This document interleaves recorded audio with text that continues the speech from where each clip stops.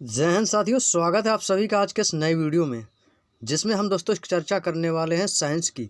Science के दोस्तों आज के हम भौतिक विज्ञान के चैप्टर में दोस्तों हम प्रकाश चैप्टर आप लोगों के लिए लेकर आए हैं। जैसा कि आपको सभी को पता है कि हम पूरा साइंस जो है कंप्लीट पेज बाय पेज करते जा रहे हैं। तो आज हम दोस्तों प्रकाश यानी कि लाइट के बारे में आप लोगों से चर्चा करने वाले हैं। तो एक बार सभी प्यार दोस्त जल्दी से जुड़ जाइएगा दोस्तों। आप लोगों की क्लास दोस्तों ये जो है वो स्टार्ट हो चुकी है, जो कि डेली रात 8 बजे टीचिंग विद चौहान चैनल पर दोस्तों आपकी होती है। हालांकि दोस्तों कुछ दिनों से क्लास नहीं हो पाई थी, अर्जेंट काम पड़ जाता है, तो दोस्तों आप लोगों के लिए जो वीडियो है वो अपलोड नहीं कर पाता हूं। लेकिन दोस्तों जब भी टाइम मुझे मिलता है मैं आप लोगों के लिए वीडियो ज़रूर लाता हूं। जो वादा है कि आप लोगों की बुक कंप्लीट करवाऊंगा, तो दोस्तों मैं आपको पूरी बुक कंप्लीट करवाऊंगा। आप बिल्कुल भी चिंता ना करें, कोशिश करूंगा आप लोगों की बुक जो है जितनी जल्दी कंप्लीट हो जाए उतना आप लोगों के लिए बेहतर रहेगा। तो चलिए दोस्तों बिना बात किए, बिना देरी किए बात करते हैं हम आप लोग सीधे टॉपिक पर। जैसा कि दोस्तों हमने पिछली क्लास में यहाँ तक की चर्चा आप लोगों से कर ली थी गलनांक और क्वथनांक के अंतर के बारे में। तो आज हम दोस्तों उसके बाद क्या हमने टॉपिक उठाया था दोस्तों, प्रकाश यानी कि दोस्तों लाइट, यहाँ से। और पिछली क्लास में यही कहा था कि दोस्तों जब भी चैप्टर स्टार्ट करूँगा तो आपका यहीं से स्टार्ट करूँगा। और पिछली वीडियो आप लोगों ने नहीं देखी है तो एक बार आप प्ले लिस्ट में जाकर वहाँ से उन क्लासों को जरूर देख लीजिएगा। बहुत ही शानदार सेशन रहा है। तो शानदार सेशन जब पिछला रहा है तो आज भी दोस्तों शानदार सेशन आप लोगों का रहेगा। तो सबसे पहले एक बार वीडियो को शेयर कर देंगे ताकि ज़्यादा से ज़्यादा लोग इस क्लास में जुड़ जाएं, और कॉपी पेन साथ रख के बैठिएगा ताकि जो इंपॉर्टेंट पॉइंट्स हैं उसका नोट्स बना सके और आप ये थ्योरी वाइज क्लास का दोस्तों अच्छे से समझ सकें और उनका रिवीजन कर सकें। पहला पॉइंट दोस्तों दिया गया कि प्रकाश। प्रकाश होता क्या है दोस्तों? प्रकाश एक प्रकार की वह ऊर्जा है जिसकी सहायता से हमें वस्तुएं दिखाई देती हैं, अर्थात जो विकिरण हमारी आँखों को संवेदित करती हो वो प्रकाश कहलाती है। दोस्तों आप लोगों ने कभी कल्पना की है कि हम प्रकाश को देख सकते हैं कि नहीं देख सकते हैं? आप लोगों को सिर्फ हाँ या ना में जवाब देना है। आप सभी लोग कमेंट बॉक्स में यही जवाब हाँ या ना में जवाब देंगे कि प्रकाश को हम देख सकते हैं या नहीं देख सकते हैं। प्रकाश को हम देख सकते हैं या नहीं देख सकते हैं? तो सीधी सी बात है दोस्तों, हम प्रकाश को हम नहीं देख सकते हैं। प्रकाश हमें नहीं दिखाई देता है तो हमें दिखाई फिर क्या देता है? आप लोग जानते हो कि सर मान लेते हैं प्रकाश में भी कई रंग होते हैं, पीला प्रकाश हो गया, हरा प्रकाश। मान लेते हैं एक प्रकाश मैंने कोई, जैसे मान लेते सूर्य है, सूर्य की किरण पृथ्वी पर आई तो आपने देखा कि अरे वाह मैंने तो प्रकाश देख लिया। आपने प्रकाश नहीं देखा है। जो सूर्य जो हमें प्रकाश देता है, प्रकाश जिस वस्तु पर पड़ता है वो वस्तु हमें दिखाई देती है। प्रकाश जिस वस्तु पर पड़ता है वह वस्तु हमें दिखाई देती है। मान लेते हैं कि सूर्य की कोई किरण है वो पेड़ पर पड़ी, पेड़ पर पड़ी तो क्या आपने प्रकाश देखा? आपने प्रकाश नहीं देखा। सूर्य की किरण जो पेड़ पर के ऊपर जो पड़ी हुई है, आपने तब पे आके उस पेड़ यानी कि कोई वस्तु, अपने उस वृक्ष को देखा, अपने उस पौधे को देखा। समझ रहे हो? अब मान लेते हैं एक छोटा सा एग्जाम्पल और ले लेते हैं। जैसे कि आपके पास एक टॉर्च है। आपने क्या किया, टॉर्च अब अंधेरा है, आपने क्या किया, टॉर्च को जलाया और सामने आपने कोई भी अपने से मान लेते अपनी किताब ढूंढने गए हैं, किताब ढूंढने गए, आपने टॉर्च जलाई, आपने किताब के ऊपर अपना जो टॉर्च का जो फोकस है वो टॉर्च के ऊपर किताब के ऊपर डाला, तो आपको क्या प्रकाश दिखाई दिया? प्रकाश तो नहीं दिखाई दिया, आपको वो किताब दिखाई दी। यानी कि प्रकाश वह है वह जिस वस्तु पर पड़ता है वह वस्तु हमें दिखाई देती है, ना कि हमें प्रकाश दिखाई देता है। क्लियर? चलिए अगले पॉइंट पे चलते हैं। अगला है दोस्तों, लाल हरे व नीले रंग के प्रकाश के मिश्रण में श्वेत प्रकाश उत्पन्न होता है। यदि दोस्तों आप लाल हरे और नीले रंग के प्रकाश के मिश्रण में कौन सा प्रकाश उत्पन्न होता है? श्वेत प्रकाश उत्पन्न होता है। और लाल हरा और नीला ये दोस्तों प्राथमिक रंग या मूल रंग है। इसमें काफ़ी बच्चे कंफ्यूज हो जाते हैं दोस्तों। क्वेश्चन एग्जामिनर पूछ देता है कि प्राथमिक रंग कौन कौन से हैं? लाल हरा नीला, गुलाबी, बैगनी, पीला, ऐसे ऑप्शन दे देगा जिसमें आप कंफ्यूज हो जाएंगे। तो आपको पता होना चाहिए कि जो प्राथमिक रंग, जो आपके मूल रंग है, उनकी संख्या दोस्तों 3 है। कौन कौन से हैं? उनकी संख्या कितनी दोस्तों? उनकी संख्या 3 है। कौन कौन सी? लाल, हरा और नीला। लाल, हरा और नीला, ये 3 रंग ऐसे हैं जो कि आपके प्राथमिक और मूल रंग होते हैं। यदि हम नीले और हरे को दोस्तों मिश्रित करते हैं तो सियान रंग उत्पन्न होता है, और यदि नीले और लाल को हम दोस्तों मिश्रित करते हैं तो मैजेंटा होता है। यदि लाल और हरे को हम मिक्स करें तो हमें दोस्तों नीला रंग प्राप्त होगा, और यदि हम पीले और नीले को दोस्तों यदि हम मिक्स करें तो हमें हरा प्लस मैजेंटा इक्वल लाल प्लस श्यान बराबर श्वेत हमें प्रदान होगा। यदि हम हरे और मैजेंटा को मिला दें तो भी हमें श्वेत मिलेगा, या लाल और श्यान रंग को यदि हम मिक्स कर दें तो भी हमें श्वेत रंग ही प्राप्त होगा। और यदि हम नीले और हरे को यदि हम मिक्स कर दें, नीले, हरे और लाल को, इन तीनों को, जो कि आपके दोस्तों मूल रंग है, प्राथमिक रंग है, तो हमें श्वेत रंग प्राप्त होता है। कौन सा? श्वेत रंग। क्लियर? चलिए अगला पॉइंट है, उन दो रंगों के जिनके मिश्रण से श्वेत रंग प्राप्त होता है उन्हें हम पूरक रंग कहते हैं। दोस्तों उन्हें हम पूरक रंग भी कहते हैं, जैसे कि नीला, पीला और हरा, मैजेंटा, लाल व श्यान रंग। ये कैसे हैं दोस्तों? ये आपके पूरक रंग है, यानी कि ये एक दूसरे के पूरक हैं। लाल हरे को नीले में हरे, नीले और लाल को यदि आप मिक्स करोगे तो हमें श्वेत रंग प्राप्त होगा। यानी कि दोस्तों ये एक दूसरे के पूरक है। कभी हम लाल और हरे को मिला रहे हैं, कभी हम नीले और लाल को मिला रहे हैं, कहीं मैजेंटा बना रहे हैं तो कहीं श्वेत बना रहे हैं। यानी कि दोस्तों कोई अकेला तो है नहीं, इसमें लाल भी मिक्स होता है, कहीं हरा मिक्स होता है, कहीं नीला मिक्स होता है तो कहीं हरा मिक्स हो रहा है, नीले के साथ में लाल हो रहा है। यानी कि दोस्तों क्या ये एक दूसरे के पूरक हैं? नीला, पीला, हरा, मैजेंटा, लाल और श्यान, ये सभी क्या हैं? एक दूसरे के पूरक रंग हैं। क्लियर? उम्मीद है दोस्तों आप लोगों को यहाँ तक की बात समझ में आ चुकी होगी। दोस्तों मैं आप लोगों को सरल और आसान भाषा में समझाने की प्रयास कर रहा हूँ ताकि दोस्तों आपको समझ में आ सके। और यदि आपको बातें समझ में आ रही है तो कमेंट बॉक्स में ज़रूर बताइएगा कि हाँ सर मुझे समझ में आ रहा है। चलिए अगला पॉइंट है, प्रकाशीय तरंगें एक प्रकार की इलेक्ट्रोमैग्नेटिक वेव है, यानी कि विद्युत चुम्बकीय तरंगें, जिनकी 3 × 10⁸ मीटर प्रति सेकंड की गति से ये निर्वात में गति करती हैं। दोस्तों प्रकाशीय तरंगों की चाल कितनी होती है?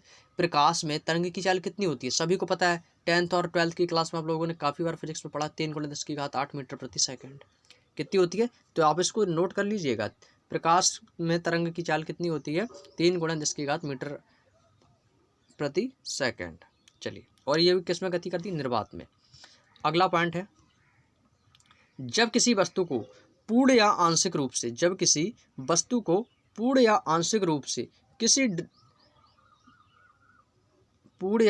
रूप से डुबोया जाता है तो द्रव द्वारा वस्तु के ऊपर की ओर एक बल लगाया जाता है जिसे हम उत्प्लावन बल कहते हैं। ये शायद मैंने आपको इसी फिजिक्स की ही क्लास में दोस्तों, जो हमारी पिछली क्लास हो चुकी उसमें मैंने आपको उत्प्लावन बल के बारे में बताया था।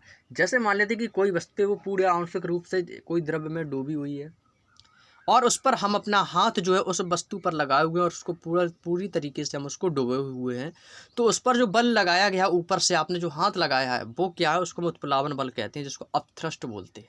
क्लियर? ये मैंने आपको बताया था, जो हमारी रेगुलर क्लास देखता है उसको पता होगा।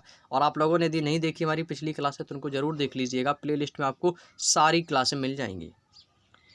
उत्प्लावन बल के जैसे उदाहरण ले लेते हैं, कुछ एग्जाम्पल्स हैं, इनको भी हम दोस्तों एक बार ले लेते हैं इनके एग्जाम्पल को।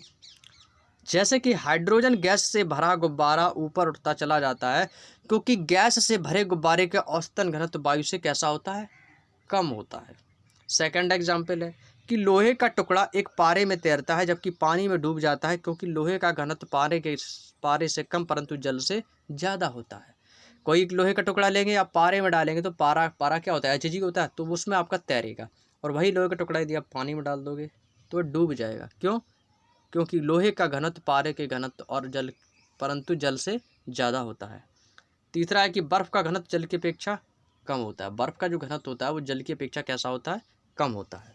चलिए अगले पॉइंट पे चलते हैं। अगला पॉइंट है, चौथा एग्जाम्पल दिया है कि लोहे के बने जलयान को खोखला बनाया जाता है। आप लोगों ने कभी अनुमान लगाया कि कोई भी लोहे का टुकड़ा लेते हैं, यदि हम उसको नदी में डालते हैं तो टुकड़ा डूब जाता है, और वहीं यदि लोहे की एक नाव है वो क्यों नहीं डूबती? तो सुनिएगा कि लोहे की बने जलयान को खोखला बनाया जाता है जिनमें हवा होती है ताकि जलयान जल पर तैर सके, परिणामतः उसका घनत्व कम हो जाता है। इसीलिए दोस्तों जो जलयान होते हैं वो खोखले बनाए जाते हैं ताकि वो पानी में तैर सके। अब यहाँ से दोस्तों हमारा एक नया पॉइंट स्टार्ट होता है जिसको बोलते हैं दाब, प्रेशर। दाब के बारे में हम बात करेंगे, दाब का मात्रक क्या होता है, प्रेशर क्या होता है, दाब किसे कहते हैं। तो सुनिएगा, दाब को इंग्लिश में बोलते हैं दोस्तों प्रेशर। प्रति एकांक क्षेत्र पर लगने वाले बल को हम दाब कहते हैं। सिंपल सी परिभाषा, एक लाइन की ये परिभाषा तो आप याद रख सकते हो कि नहीं? आप लोगों ने 10th और 12th में तो बहुत सारी परिभाषाएं याद की होंगी, बहुत सारी परिभाषाएं रटी होंगी आप लोगों ने। तो इसमें आपको रटना नहीं है, केवल आपको समझना है हमारे द्वारा कही गई सारी बातों को। प्रति एकांक क्षेत्रफल पर लगने वाले बल को हम क्या कहते हैं? दाब कहते हैं। तो दाब की परिभाषा ऐसा कोई कैंडिडेट नहीं होगा जिसको याद ना हुई हो। क्लियर? दाब का मात्रक क्या होता है? पास्कल होता है। और क्या होता है? न्यूटन प्रति मीटर स्क्वायर। क्या होता है? न्यूटन प्रति मीटर स्क्वायर। नोट कर लीजिएगा ये सारी बातें आपको नोट करनी और बहुत ज़्यादा इंपॉर्टेंट है, जो कि बेसिकली आप लोगों को पता होनी चाहिए। दाब का मात्रक क्या होता है? न्यूटन प्रति मीटर स्क्वायर या पास्कल, दोनों याद होने चाहिए। दाब एक कैसी राशि है? आप लोगों को बताया था कि अदिश राशि सदिश राशि कैसे पहचानती है, वो भी मैं आप लोगों को बता चुका हूँ पिछली क्लास में, तो देख लीजिएगा। अदिश राशि क्या है? दाब एक अदिश राशि है। कैसी है? अदिश राशि है। दाब यानी कि P प्रेशर से हम डिनोट करेंगे। क्लियर? बल यानी कि दोस्तों फोर्स बटे क्षेत्रफल, यानी P बराबर F/A। दाब बराबर बल बटे क्षेत्रफल। यहाँ तक की बात समझ में आई? ये क्या है दोस्तों? दाब का एक फॉर्मूला है छोटा सा। दाब बराबर क्या होता है? बल बटे क्षेत्रफल, यानी कि प्रति एकांक क्षेत्रफल लगने वाला बल। यदि देखिए आप लोगों की दोस्तों शानदार तरीका बताता हूँ। आपको मान लेते ये परिभाषा याद नहीं है थोड़ी देर के लिए, और आपको ये फॉर्मूला याद है केवल इतना कि P बराबर F/A। P बराबर F/A आपको इतना याद है, तो आप दोस्तों इसी फॉर्मूले से परिभाषा निकाल सकते हो। आपको पता है कि P यहाँ पे प्रेशर यानी दाब है, F फोर्स यानी कि बल है, और A क्या हमारा? क्षेत्रफल है। तो परिभाषा कैसे निकालेंगे कि प्रति एकांक क्षेत्रफल पर लगने वाले बल को हम क्या कहते हैं? दाब कहते हैं। क्लियर? बताइए, सबसे अच्छा तरीका बताया मैंने याद करने के लिए। और यदि आपको परिभाषा याद है, इसका फॉर्मूला याद नहीं है, तो आप ये फॉर्मूला निकाल सकते हो कि प्रति एकांक क्षेत्रफल पर, यानी कि क्षेत्रफल है नीचे आपका, लगने वाले बल किस पे लगाएगा? क्षेत्रफल पर, तो बल आ जाएगा F ऊपर, दाब कहते हैं, बराबर P। क्लियर? तरीका कैसा लगा तो कमेंट बॉक्स में जरूर बताइएगा। अगला पॉइंट है वायुमंडलीय दाब को हम किससे मापते हैं? वायुमंडलीय दाब को किससे मापा जाता है? सभी को पता है, बैरोमीटर से। और वायुमंडलीय दाब का अध्ययन क्या कहलाता है? बैरोग्राफ। इसकी सहायता से मौसम संबंधित पूर्वानुमान लगाया जाता है। मौसम के बारे में हमें दोस्तों बैरोमीटर से हमें जानकारी मिलती है कि मौसम कैसा है, बारिश होगी या नहीं होगी, आंधी आएगी, तूफान, जो भी होता है मौसम से संबंधित, वो हमें वायुमंडलीय दाब बैरोमीटर से पता चलता है। पृथ्वी की सतह से ऊपर जाने वाले वायुमंडलीय दाब कम होता है, जिसके कारण क्या होता है? उनके एग्जाम्पल सुनिएगा। पहाड़ों पर खाना बनाने में दोस्तों कठिनाई होती है। पहाड़ों पर खाना बनाने में क्यों कठिनाई होती है? कि वायुमंडलीय दाब कैसा हो जाता है दोस्तों? कम हो जाता है। इस कारण वायुयान में बैठे यात्री के फाउंटेन पेन में स्याही रिस जाती है, यानी कि फैल जाती है। यदि आप अपने जेब में एक फाउंटेन पेन लिए हुए हैं और आप दोस्तों वायुयान में बैठे हैं, यात्रा कर रहे हैं, और यदि आप अधिकतम ऊंचाई पर जाते हैं, तो पृथ्वी की सतह से आप ऊपर जाते हैं, तो दोस्तों आपके जो जेब में जो फाउंटेन पेन पड़ी उसकी जो स्याही है दोस्तों वो फैल जाएगी। क्या हो जाएगी? फैल जाएगी। अगला है आंधी आने की संभावना कब होती है? जब बैरोमीटर का पाठ्यांक दोस्तों एक नीचे गिरता है, मतलब धीरे धीरे नीचे गिरता है पाठ्यांक उसका, तब दोस्तों आंधी आने की संभावना होती है। तो आप कहेंगे सर बारिश आने की संभावना कब होती है? बारिश होने की संभावना तब होती है जब बैरोमीटर का पाठ्यांक धीरे धीरे नीचे गिरता है। हाँ, याद रखिएगा दोस्तों, यहाँ पर एक पॉइंट मिस हो गया है। जब वर्षा होने की होती है, जब संभावना होती है, तब बैरोमीटर का पाठ्यांक धीरे धीरे गिरता है। और आंधी आने की संभावना तब होती है जब बैरोमीटर का पाठ्यांक अचानक से गिर जाता है दोस्तों, या एक नीचे गिरता है, यानी कि अचानक से नीचे गिर जाता है दोस्तों। जब बैरोमीटर का पाठ्यांक अचानक से नीचे गिर जाता है तो दोस्तों आंधी आती है, और यदि बैरोमीटर का पाठ्यांक धीरे धीरे नीचे गिरता है तो वहाँ पे बारिश होने की संभावना होती है। क्लियर? इसमें कन्फ्यूजन हो जाता है, जैसे कि मैं अभी यहाँ पे कन्फ्यूज़ हो गया था आपको समझाने में, तो आप लोगों को कन्फ्यूज नहीं होना है। क्लियर? अचानक से गिरे तो आंधी, और धीमे धीमे गिरे तो बारिश। देखिए आपको एक तरीका बता देता हूँ, आप कभी नहीं भूलोगे, कन्फ्यूज़ नहीं होगे। बारिश की बूंदें जो कैसी गिरती है, वो धीमी गिरती है ना, टिप टिप टिप करके, तो समझ लेना धीरे धीरे गिरेगा तो समझ लो बारिश होगी। अचानक से गिरेगा, भैया आंधी आ गई अचानक से तेज, तो आप अचानक से आंधी आएगी। क्लियर? ऐसे आप याद रख सकते हो। अगला है आपका द्रव के अणुओं द्वारा बर्तन की तली के प्रति एकांक क्षेत्रफल पर लगने वाले बल को हम द्रव का दाब कहते हैं। देखिए द्रव के अणु, तो सीधी सी बात है द्रव दाब बोलेंगे ना, तो द्रव के अणु बर्तन की जो तली के प्रति एकांक क्षेत्रफल पर लगने वाले बल को हम क्या बोलेंगे? द्रव का दाब कहते हैं। जहाँ पर P बराबर H/D/G, P बराबर H/D/G, ये फॉर्मूला याद रख लीजिएगा। अगला है दोस्तों पृष्ठ तनाव। पृष्ठ तनाव क्या होता है? पृष्ठ तनाव के कारण पारे की छोटी छोटी बूंदें गोलाकार और राउंड शेप्ड में रहती हैं, जबकि कुछ बड़े आकार की बूंदें गुरुत्व बल के कारण चपटी हो जाती हैं। कैसी हो जाती हैं दोस्तों? कुछ चपटी सी हो जाती हैं। छोटी छोटी बूंदों का गोलाकार बनना, यह क्या है दोस्तों? पृष्ठ तनाव है। क्या है दोस्तों?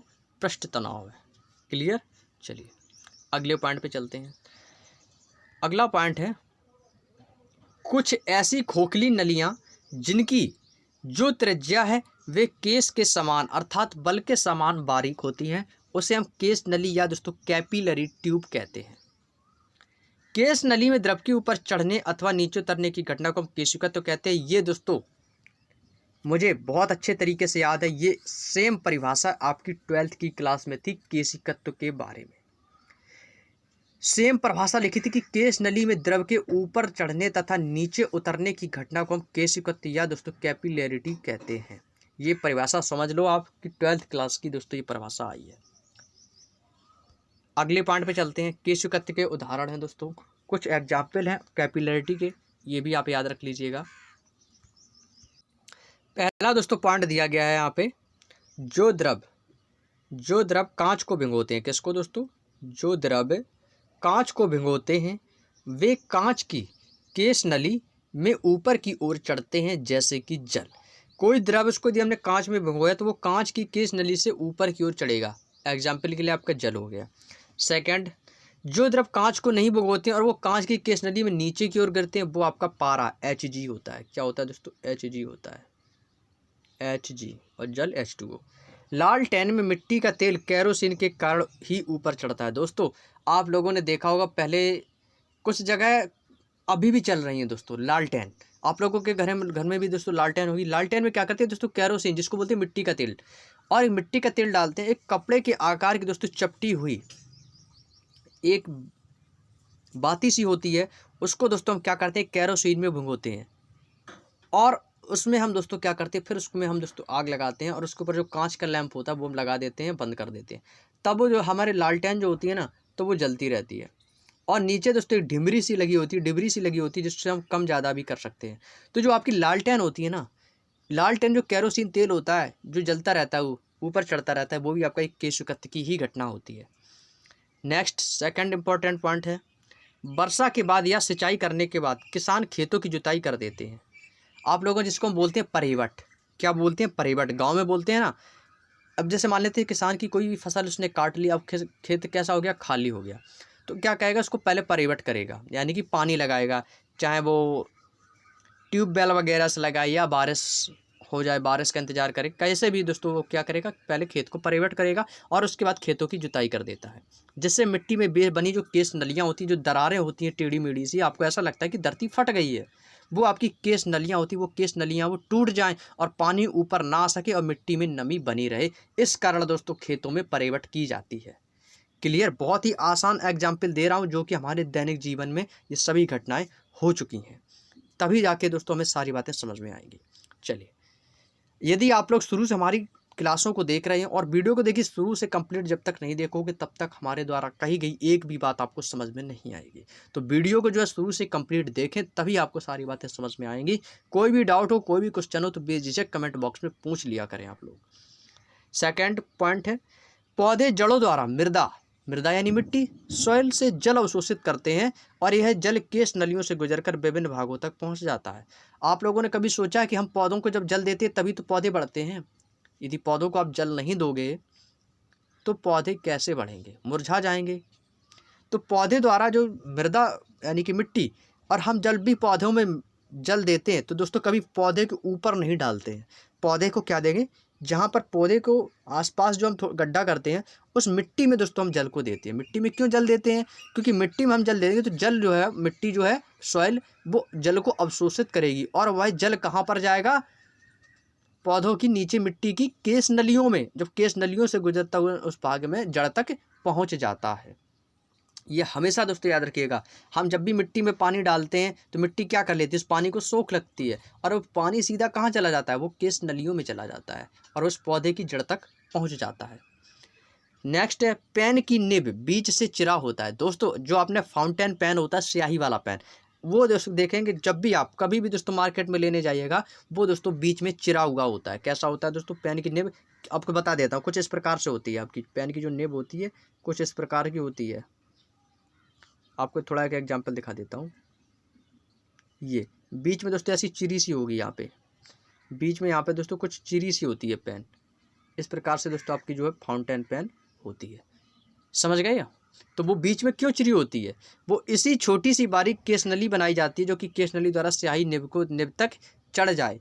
वो इसीलिए दोस्तों वो पेन में जो चिरी हुई लाइन होती है वो इसी कारण बनाई जाती है, ताकि जो हमारे पेन में जो स्याही पड़ी होती है वो स्याही जो है वो वहाँ तक पहुँच सके, तभी हम उसको लिख पाएंगे। क्लियर? चलिए अगला एग्जाम्पल है। देखिए बहुत सारे एग्जाम्पल हैं, जब तक ज़्यादा से ज़्यादा एग्जाम्पल पढ़ेंगे उतना ही ज़्यादा आप लोगों को समझ में आएगा। 7वां है मोमबत्ती में पिघला हुआ मोम केस नलियों के द्वारा ही ऊपर चढ़ता है और ये जलती रहती है। दोस्तों मोमबत्ती भी एक छोटा सा एग्जाम्पल ले लेते हैं। जब भी मोमबत्ती होती है उसमें क्या होता है, एक धागा सा डला रहता है, पिघलती जाती है और केस नली के द्वारा वह ऊपर चढ़ता जाता है। तो ये भी दोस्तों क्या है, ये मोमबत्ती उसी का एग्जाम्पल है, केशिकत्व का। केशुकत्व के कारण दोस्तों कॉफ़ी पाउडर जल में शीघ्र घुल जाता है। ये भी दोस्तों एक केशुकत्व की ही घटना है। यदि हम कॉफ़ी पाउडर को, बहुत से लोग आप लोगों ने देखा होगा जिम वगैरह में जो जाते हैं वो जल में, पानी में क्या करते हैं, वाटर में कॉफ़ी डाल देते हैं, कॉफ़ी पीते हैं। क्योंकि कॉफ़ी इसलिए पीते हैं कि जो कॉफ़ी जो होती है हमारे शरीर में दोस्तों, कॉफ़ी में क्या होती है, कैफीन की मात्रा सर्वाधिक होती है। कॉफ़ी को जब उनके शरीर में, बॉडी में पहुँचता है तो दोस्तों वो काफ़ी उनका जो है हीट पैदा होती है, बॉडी में गर्माहट पैदा होती है, जिससे दोस्तों हम जो भी जिम में वर्कआउट करते हैं, मेहनत करते हैं, वो ज़्यादा से ज़्यादा कर सकें और हमारा जो शरीर होता है वो फास्ट काम करने लगता है। और कुछ लोग तो बताते हैं कि रनिंग में भी कुछ लोग जो होते हैं वो जल में कॉफ़ी डालकर पी के रनिंग वगैरह करते हैं। तो ये सभी क्या, ये केशुकत्व के ही कारण होते हैं। क्लियर? चलिए उम्मीद है दोस्तों आप लोगों को यहाँ तक की बात समझ में आ चुकी होगी। अगले पॉइंट पे चलते हैं दोस्तों। अगला पॉइंट है, अगला एग्जाम्पल और दिया गया है कि पतली सुई पृष्ठ तनाव के कारण ही पानी पर तैरती है। दोस्तों आप एक एग्जाम्पल है, छोटा सा घर पर भी कर सकते हैं। आप एक पतली सी सुई लेंगे और उसको यदि आप पानी में डालेंगे तो वो पानी पे दोस्तों तैरती रहेगी, ना कि डूबेगी। क्यों? क्योंकि वह दोस्तों एक पृष्ठ तनाव का कारण होता है। नेक्स्ट है, केस नली की तरह कार्य करने वाले ब्लॉटिंग पेपर स्याही को शीघ्र सोख लेता है और इसमें बने बने छोटे छिद्र केस नली की तरह कार्य करते हैं। दोस्तों एक आपका ब्लॉटिंग पेपर होता है जो कि स्याही यदि हम उस पर डालते हैं तो वो शीघ्र सोख लेता है और उस पर थोड़े छोटे छोटे से छिद्र यानी कि डॉटेड होते हैं, वो एक केस नली की तरह उसमें कार्य करते हैं, जिस कारण दोस्तों वह स्याही को सोख लेता है। क्लियर? चलिए अगला पॉइंट है दोस्तों पृष्ठ तनाव, सरफेस टेंशन। यहाँ पे आपको टेंशन वाली बात नहीं है, यानी आप समझोगे यार सरफेस टेंशन क्या हमारी सर में टेंशन देगा? नहीं भाई, ये पृष्ठ तनाव है जिसको इंग्लिश में बोलते हैं सरफेस टेंशन। ये आपके सर में टेंशन नहीं देगा, यहाँ से आप बहुत कुछ सीख के जाओगे। चलिए पहला पॉइंट है, एक ही पदार्थ के अणुओं के बीच कार्य करने वाले आकर्षण बल को हम ससंजक बल, जिसको बोलते हैं कोहेसिव फोर्स कहते हैं। आपको यहाँ तक ससंजक बल, असंजक बल, इनके बारे में आप लोगों से मैं डिस्कस कर रहा हूँ, जो कि आपके पृष्ठ तनाव के अंतर्गत आते हैं। नेक्स्ट है कि किसी द्रव की बूंदें ससंजक बलों के कारण इस संपर्क में आते ही मिल जाती हैं और एक बड़ी बूंद का निर्माण करते हैं। आप लोग क्या करेंगे दोस्तों, कोई भी एक बूंद है और एक बूंद में यदि हम दूसरी बूंद को दोस्तों मिक्स करते हैं तो एक बड़ी बूंद का निर्माण होता है, और ये क्या है, ये भी एक पृष्ठ तनाव के कारण ही होता है। अगला है, ठोस अणुओं के बीच ससंजक बल का मान अधिक होगा, कम होगा, बराबर रहेगा, शून्य हो जाएगा, बताएंगे। तो हमेशा याद रखिएगा ठोस अणुओं के बीच ससंजक बल का मान अधिक होता है। ये इंपॉर्टेंट पॉइंट है, अपनी कॉपी में नोट करके जरूर लिख लीजिएगा। एक गैसों में ससंजक बल का मान कैसा होता है, ये भी एक बहुत ज़्यादा इंपॉर्टेंट है आपके एग्जाम के लिए, इसको भी दोस्तों इंपॉर्टेंट लिख लीजिएगा, चाहे स्क्रीनशॉट ले लें आप लोग। एग्जामिनर पूछता है कि गैसों में ससंजक बल का मान कैसा होता है, कम होता है, अधिक होता है, नगण्य होता है, शून्य होता है, तो बताएंगे नगण्य। नगण्य का मतलब ना के समान होता है। नेक्स्ट है, किसी द्रव के मुक्त घटक क्षेत्रफल पर खींची गई काल्पनिक रेखा प्रति एकांक लंबाई पर लगने वाले बल को हम पृष्ठ तनाव या सरफेस टेंशन कहते हैं। यह सरफेस टेंशन की दोस्तों एक परिभाषा है छोटी सी, कि किसी द्रव के मुक्त घटक क्षेत्रफल पर खींची गई एक काल्पनिक रेखा की प्रति एकांक लंबाई को हम क्या कहते हैं, लगने वाले बल को हम पृष्ठ तनाव कहते हैं। पृष्ठ तनाव का ऐसा ही मात्रक क्या होता है, तो न्यूटन प्रति मीटर होता है, याद रखिएगा। बल का मात्रक क्या बताया था, न्यूटन। ये हो गया आपका न्यूटन प्रति मीटर स्क्वायर बल का मात्रक। यदि हम स्क्वायर हटा देते हैं तो हो जाएगा न्यूटन प्रति मीटर। ये आपका पृष्ठ तनाव का मात्रक है, याद रखिएगा। नेक्स्ट है, द्रव का ताप बढ़ने पर पृष्ठ तनाव बढ़ेगा, घटेगा, कम हो जाएगा, तो याद रखिएगा घटेगा या कम हो जाएगा। क्लियर? द्रव का ताप बढ़ाने पर पृष्ठ तनाव कैसा हो जाएगा, घट जाएगा। नेक्स्ट, द्रव का पृष्ठ तनाव उस कार्य के बराबर होता है जो नियत ताप पर उस द्रव के मुक्त पृष्ठ तनाव के क्षेत्रफल में 1 मीटर प्रति स्क्वायर या 1 मीटर स्क्वायर की वृद्धि कर देता है। क्लियर। चलिए अगला है दोस्तों पृष्ठ तनाव के कुछ उदाहरण दिए गए, ये भी आप लोगों को मालूम होने चाहिए। पहला पॉइंट दोस्तों दिया गया है कि पतली सुई पृष्ठ तनाव के कारण ही पानी पर तैरती है। यह एग्जाम्पल आपका फिर से रिपीट हो गया है, आपको बता ही चुका था। सेकंड है साबुन अथवा डिटर्जेंट जल में मिलाने पर जल का पृष्ठ तनाव कम कर देते हैं और साबुन का घोल कपड़ों के छिद्रों में पहुंचता है, जिससे कपड़ा ज़्यादा साफ होता है। साबुन या निरमा ही ले लेते हैं, जब उसको जल में मिलाते हैं तो दोस्तों उसका पृष्ठ तनाव कैसा हो जाता है, जल का कम हो जाता है, जो कि साबुन के घोल जो कपड़ों के छिद्रों तक पहुँचता है और कपड़ा अच्छे से साफ होता है। नेक्स्ट, और कभी भी आपसे कोई पूछ दे अचानक से कि हम जो कपड़ा डिटर्जेंट से धोते हैं वो किसका उदाहरण है, तो आप बता देंगे कि वो एक पृष्ठ तनाव का उदाहरण है। साधारण जल की अपेक्षा साबुन के घोल से अधिक बुलबुले बनाए जाते हैं।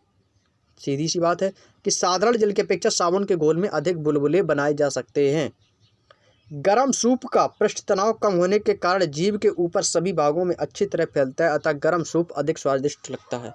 आप लोगों ने कभी महसूस किया होगा कि कुछ चीज़ें ऐसी होती हैं खाद्य पदार्थों वाली जो खाने योग्य होती हैं, वो दोस्तों गर्मा गर्म ही अच्छी लगती हैं और तभी उसमें दोस्तों स्वाद आता है।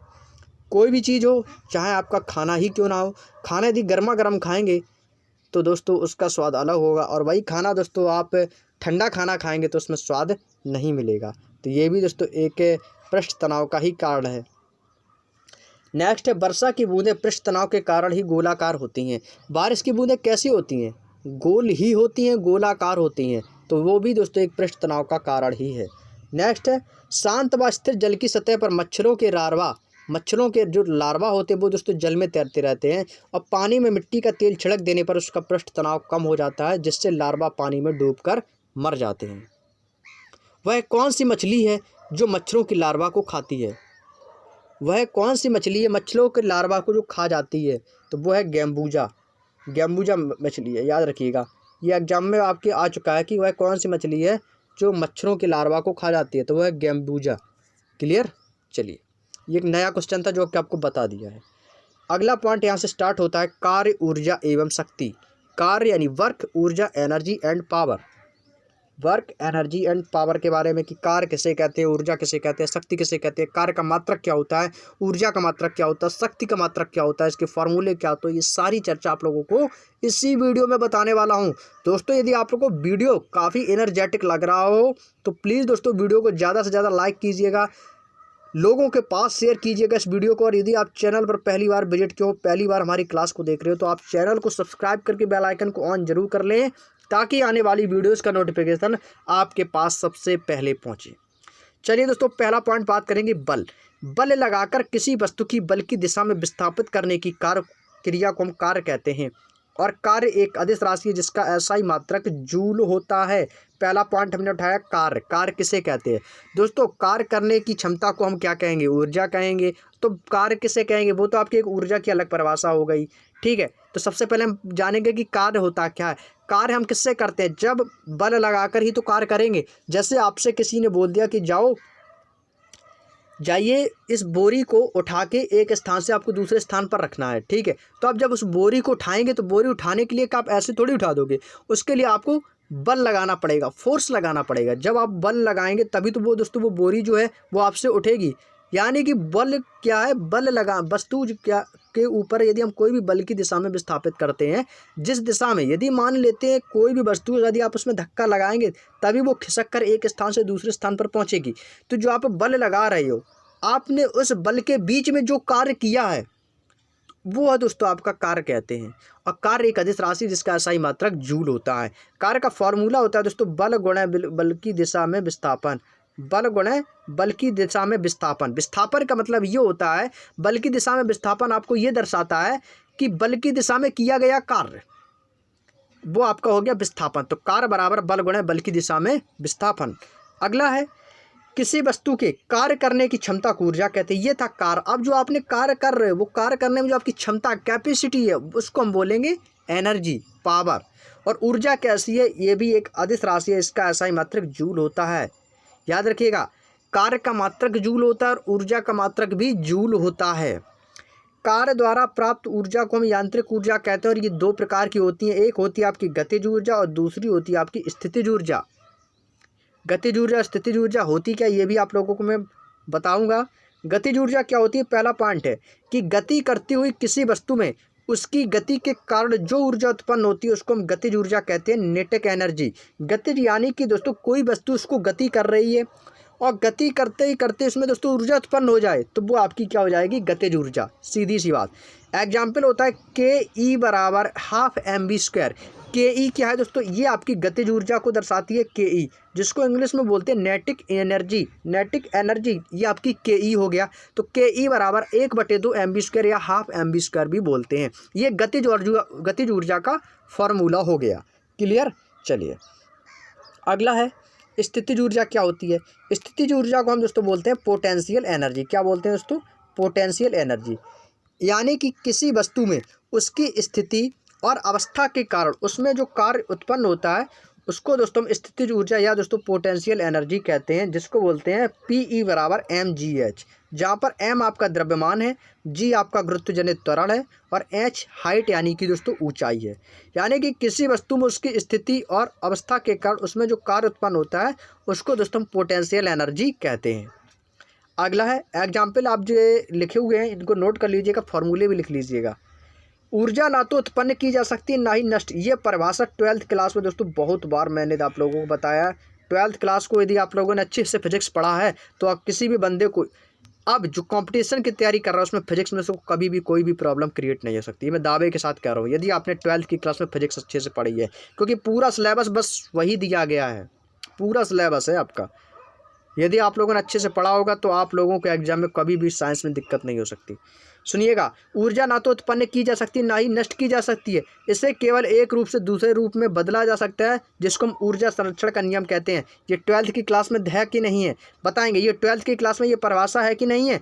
ऊर्जा संरक्षण का नियम किसे कहते हैं, सिंपल सा परिभाषा है कि ऊर्जा ना तो उत्पन्न की जा सकती है ना ही नष्ट की जा सकती है। इसे केवल एक रूप से दूसरे रूप में बदला जा सकता है और यह किसका नियम है, ऊर्जा संरक्षण का नियम कहते हैं। क्लियर। चलिए तो उम्मीद है दोस्तों आप लोगों को यहाँ तक की जो बातें हैं वो बेहद सरल और आसान तरीके से समझ में आ चुकी होंगी। अगला पॉइंट है ऊर्जा रूपांतरित करने वाले कुछ उपकरण। दोस्तों ये ऊर्जा रूपांतरित करने वाले कुछ उपकरण हैं और इनका रूपांतरण, ये कौन कौन से ऊर्जा रूपांतरित करने वाले जो उपकरण हैं और वो किस में किसको रूपांतरित करते हैं। जैसे डायनेमो हुआ, यांत्रिक ऊर्जा को विद्युत ऊर्जा में रूपांतरित करता है। माइक्रोफोन ध्वनि ऊर्जा को विद्युत ऊर्जा में परिवर्तित करता है। लाउड स्पीकर विद्युत को ध्वनि में परिवर्तित करता है। तो ये सभी क्या है, ये सभी ऊर्जा रूपांतरित करने वाले कुछ उपकरण हैं और इसकी जो चर्चा में हम आप लोगों से नेक्स्ट क्लास में करेंगे। तो आज की जो क्लास हम यहीं तक रखेंगे, लगभग आधे घंटे की क्लास हो चुकी है दोस्तों। ये क्लास आपकी आधे घंटे की रखेंगे और इसके बाद जो दोस्तों हमारी क्लास होगी वो साइंस की दोस्तों अंतिम क्लास होगी, क्योंकि दोस्तों फिजिक्स का आपका ऑल ओवर जो भी अभी तक जो भी हम पढ़े हैं वो सभी आपका कंप्लीट हो चुका है। अब फिजिक्स में दोस्तों आप लोगों की केवल एक वीडियो और आएगी और एक वीडियो आने के बाद दोस्तों आपका फिजिक्स पूर्णतः वो दोस्तों कंप्लीट हो जाएगा और इसके बाद हम दोस्तों आप लोगों के लिए केमिस्ट्री शुरू करने वाले हैं। रसायन विज्ञान आप लोगों के लिए हम लेकर आने वाले हैं।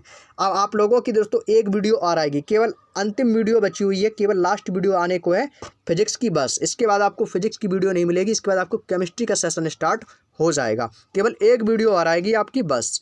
तो चलिए दोस्तों, अब आप लोगों का दोस्तों मैंने लगभग फिजिक्स भी कंप्लीट करा दिया, केवल एक वीडियो और आएगा जिसके बाद आप लोगों की फिजिक्स पूर्णतः कंप्लीट हो जाएगी। तो आप लोगों को दोस्तों क्लास कैसी लगी तो कमेंट बॉक्स में जरूर बताइएगा। क्लास अच्छी लगी तो वीडियो को लाइक कीजिएगा, शेयर कीजिएगा और यदि चैनल पर पहली बार विजिट किए हो तो चैनल को सब्सक्राइब करके बेल आइकन को ऑन जरूर कर लें, ताकि आने वाली वीडियोज़ का नोटिफिकेशन आपके पास सबसे पहले पहुँचे। ये दोस्तों मिलते हैं हम आप लोगों से नेक्स्ट क्लास में। तब तक के लिए आप सभी प्यारे दोस्तों का बहुत बहुत धन्यवाद। जय हिंद, जय भारत, वंदे मातरम।